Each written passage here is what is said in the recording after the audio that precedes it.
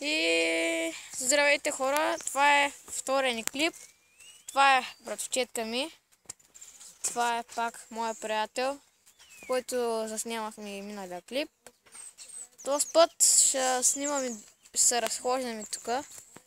Честно казвам хора, ако например някой от моите приятели, например като някой, не знам как, после към края на клипа ще го кажа, ма видят и ме питат къде съм, да напишат.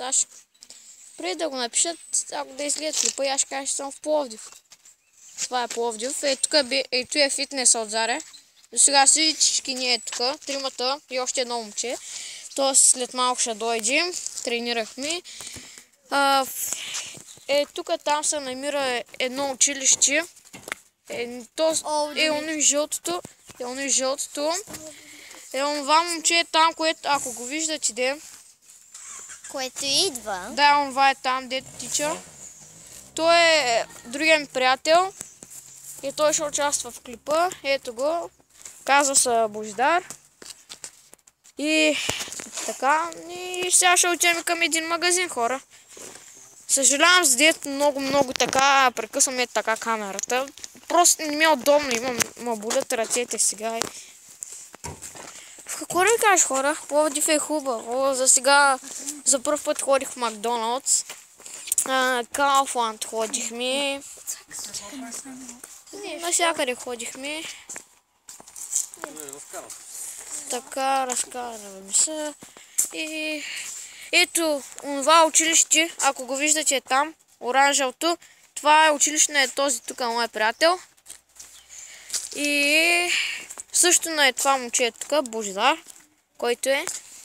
И сега отиваме към един магазин за малко. Честно казвам на хора, не знам, много не разбирам от това, от YouTube. Само разбрах как се направи канал.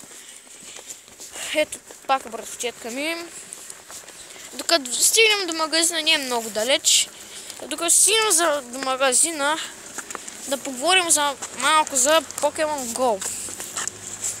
Честно казвам хора, доста хора са пострадали в инцидент, докато играят Pokemon Go. Братовчетка ми веднъж отидохме до едно място и намери Покемон. Его.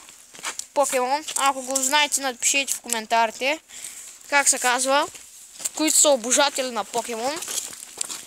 И аз харесвам Покемон, обаче не искам много се тегля. Много работи изисква.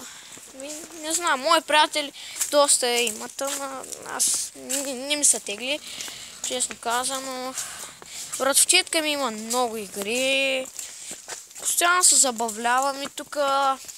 Правим шегички с други. Целим стъкла с прашките. И честно казано е хубаво в Пловдив. Добре.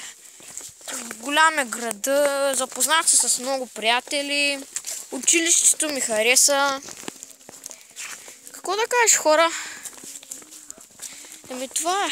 Ще ходим до мисълта. Ще ходим до другия магазин, защото тук има един магазин, който аз го кръстих Лас Вегас, накратко.